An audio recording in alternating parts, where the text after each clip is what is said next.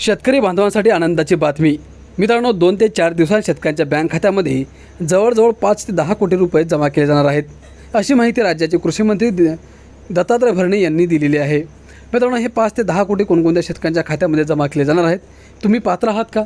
हे पैसे मिळवण्यासाठी शेतकऱ्यांना काय करावं लागणार आहे आणि हे पैसे कोणत्या योजनेच्या माध्यमातून शेतकऱ्यांच्या खात्यामध्ये जमा केले जाणार आहेत, ही सविस्तर माहिती आपण या व्हिडिओच्या माध्यमातून जाणून घेणार आहोत। त्यामुळे शेतकरी बांधवांनो, तुम्ही हा व्हिडिओ शेवटपर्यंत बघा।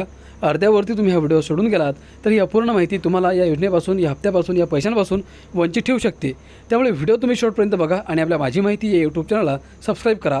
तर चला शेतकरी बांधवांनो, सविस्तर माहिती जाणून घेऊयात।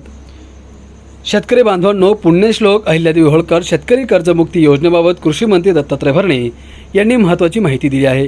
पुढील 2 ते 4 दिवसात 5 ते 10 हजार कोटी रुपये शेतकऱ्यांच्या बँक खात्यात जमा केले जातील। सध्या कर्जमाफीच्या याद्या पडताळणीचे काम वेगाने सुरू आहे।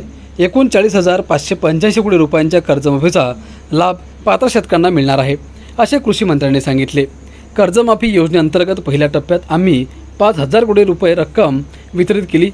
कर्जमाफीच्या जसजशा याद्या अद्ययावत होतील तसतसे शेतकऱ्यांच्या खात्यात पैसे जमा होतील। त्यासाठी शेतकऱ्यांनी ॲग्रिस्टॅक आधार प्रमाणीकरणाचे काम लवकरात लवकर करावे। ज्या शेतकऱ्यांचे नाव यादीत आले आहे त्यांची कर्जमाफी होईल, असेही ते म्हणाले। ते आज वाशिम येथे बोलत होते।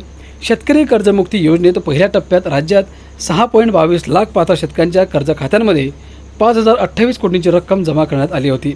तसेच राज्य सरकारने सर्व बँकांना कर्जमुक्तीचा लाभ मिळालेल्या पात्र शेतकऱ्यांना तातडीने खरीप पीक कर्ज उपलब्ध करून देण्याचे निर्देशही दिले आहेत।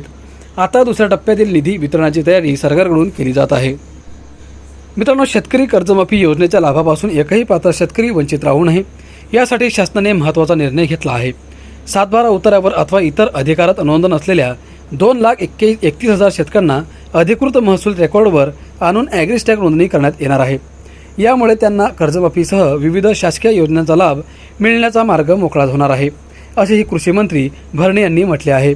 पात्र लाभार्थ्यांची याद्या ग्रामपंचायत कार्यालय, विविध कार्यकारी सेवा, सहकारी संस्था तसेच संबंधित बँक शाखांमध्येही उपलब्ध केल्या आहेत।